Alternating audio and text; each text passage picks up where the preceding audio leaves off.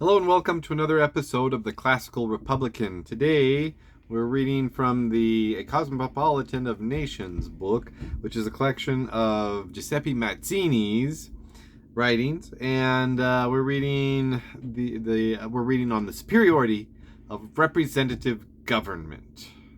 Okay. So there's a lot of interesting things here. It kind of reads like a political party platform, so it's pretty good. It's a little bit disorganized, I would say. So that's the only drawback, because he kind of starts talking about something and then like he goes into something else and then he comes back to it. But I don't know. I'll explain. So one interesting thing, he talks about political strength, and I believe he talks about this in the on the rights and duties of man. On the duties of man, political strength is measured not by the size of the movement, but by level of cohesion. And so I think that's really important to think about when you are in a political activity, to not look at the how many supporters you have, but how much cohesion you have with your supporters. So, and he says the important thing is the aim. Okay, aim is very important to him. If you want to learn more about that, read the Duties of Man. He says that you need no monarchy, but a republic.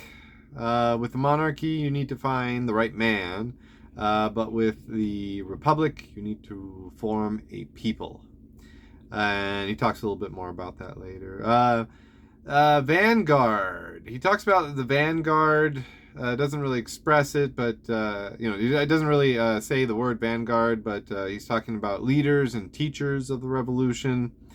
And then he stresses the inclusivity of the revolution, even including what he calls an intermediary aristocracy.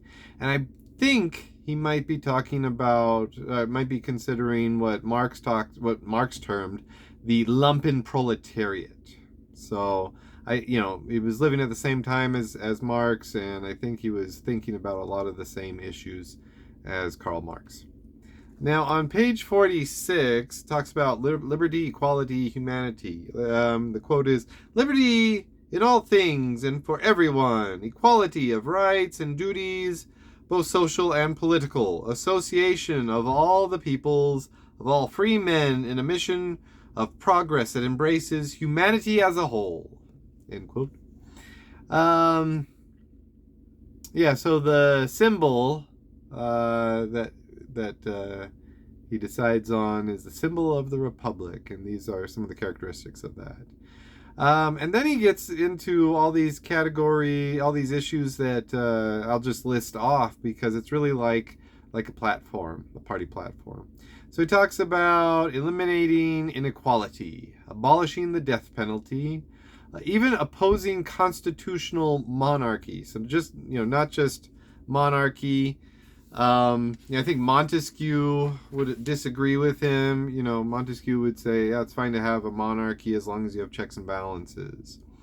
But he says, no, we can't even have a constitutional monarchy. We have to get rid of that. And I think he was kind of, it's from experience. There were all these monarchs in the different kingdoms of Italy that he was, that would try to tempt Republicans into joining with them, but they were just doing it to expand their power. And so he said, I'm not even going to deal with these even constitutional monarchs, because they're phonies.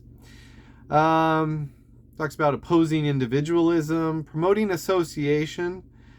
And he says association is only possible where members have equal rights and duties. That's very important. Then he talks about excuse me, equality, liberty, and association, and that's what forms the nation. He talks about a representative body, and this probably, he doesn't ever get really specific about the how a government should be formed and work. I guess you could read the Constitution of the Roman Republic of 1849, or watch my video on it. So he talks about how the representatives are deputies. Deputies as opposed to trustees. So the difference there is deputies are basically voting the way their their constituents want them. Trustee is that their constituents trust them, and they can vote however they want because their judgment is respected. But he wants deputies. Deputies who speak for all the different elements and forces of the nation. And if you don't have that, then you don't really have a nation or proper representation in a nation. The representatives must be as numerous as possible, and we saw this in the Roman Republic of 1849, where you had like 1,200 representatives. Says they must be compensated, and they can't hold any other offices. Now on page 51, it talks about I'll just share the whole quote.